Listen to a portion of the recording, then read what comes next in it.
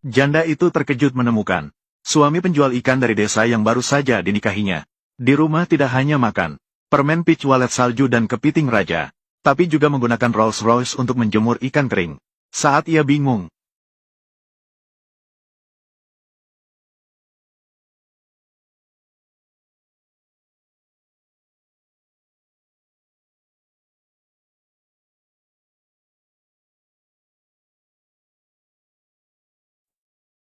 ternyata keluarga Fu dulu pernah berjanji dengan keluarga Gu mengikat pernikahan.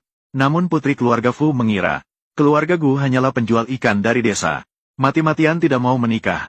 Sementara keluarga Fu ingin berhubungan dengan keluarga Lin yang tinggal di ibu kota, maka memutuskan untuk menikahkannya dengan keluarga Lin. Agar tidak menanggung reputasi buruk karena melanggar janji, keluarga Fu memutuskan untuk membiarkan menantu mereka yang telah berstatus janda selama 5 tahun. Lian menikah sebagai pengganti ke keluarga Gu. Berpikir daripada terus berada di keluarga Fu, mendapatkan tatapan dingin, lebih baik Lian yang berganti lingkungan. Juga harus setuju. Pada hari pernikahan, putri keluarga Fu menunjuk Rolls-Royce yang digunakan keluarga Lin untuk menjemput pengantin. Ini adalah sebuah pamer. Jika melihat keluarga Gu, mereka bahkan tidak memiliki satu orang pun untuk menjemput pengantin. Mereka hanya datang dengan sebuah mobil van yang sudah tua. Pada saat ini, Fu Qianqian tidak akan pernah terbayang bahwa keluarga Gu yang dia cemooh itu sebenarnya adalah keluarga kaya sejati. Kamu, silakan pergi menemani penjual ikan bau desa itu. Namun, Lian yang tidak tahu semua ini, dengan sabar menahan rasa tidak adil dan naik ke mobil. Namun, setelah sampai di keluarga Gu, situasi Lian mengalami perubahan yang drastis. Ibu mertua Gu sangat ramah. Begitu melihat Lian, langsung menariknya masuk rumah. Dia bahkan sudah menyiapkan sebuah meja penuh dengan makanan. Yang mengejutkan Lian adalah, makanan di meja tidak hanya sangat lezat, tetapi juga bahan-bahannya mahal. Sarang burung walet, pikum, dan kepiting raja semuanya ada. Ini lebih baik daripada apa yang saya makan di keluarga Fu. Saat itu, putra keluarga Gu Yingchuan, kembali.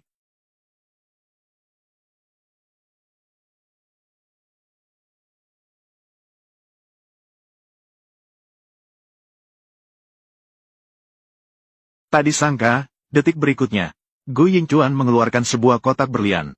Kami orang desa, kan? Keadaan kami tidak begitu baik. Juga tidak mengerti tentang romansa. Itu, kamu harus lebih memahami. Anda menyebut ini keadaan yang tidak baik. Semua ini membuat Lian sangat terkejut. Dia mulai meragukan. Apakah keluarga Gu benar-benar hanya menjual ikan? Siapa sangka? Namun, ibu mertuanya menjawab dengan sangat yakin. Keluarga Gu kami.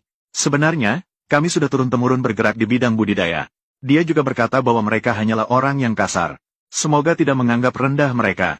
Untuk mengetahui kebenarannya, Lian meminta Gu Yingchuan membawanya untuk melihat tempat budidaya keluarga. Gu Yingchuan dengan santai memperkenalkan lahan peternakan ayam yang luas, dan peternakan babi dan peternakan ikan. Dan dia menyatakan, 80% area budidaya telah disewa oleh keluarga Gu. Ketika Lian bertanya tentang pendapatan tahunan, Gu Yingchuan menjawab bahwa tahun ini situasi ekonomi tidak baik, hanya menghasilkan sekitar 100 miliar. Setelah berkata demikian, dia mengeluarkan setumpuk kartu bank. Beberapa ratus juta ini, kamu ambil untuk uang saku dulu. Kalau tidak cukup, katakan saja padaku. Beberapa ratus juta. Sebagai uang saku. Lian terkejut dengan kekayaan dan skala yang besar ini. Dia terbelalak tidak percaya. Merasa seolah-olah dia jatuh ke dalam gudang emas. Sementara itu, Fu Qianqian, yang menikah sebagai pengganti ke keluarga Lin. Hidupnya tidak mudah.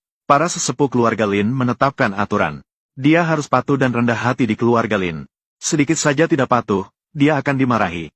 Bahkan diancam dengan pentingnya pemilihan diselenggarakan oleh Wanhua Commerce Association. Mengancam dengan pentingnya pemilihan. Keluarganya memaksanya untuk menahan amarah dan ketidakpuasan.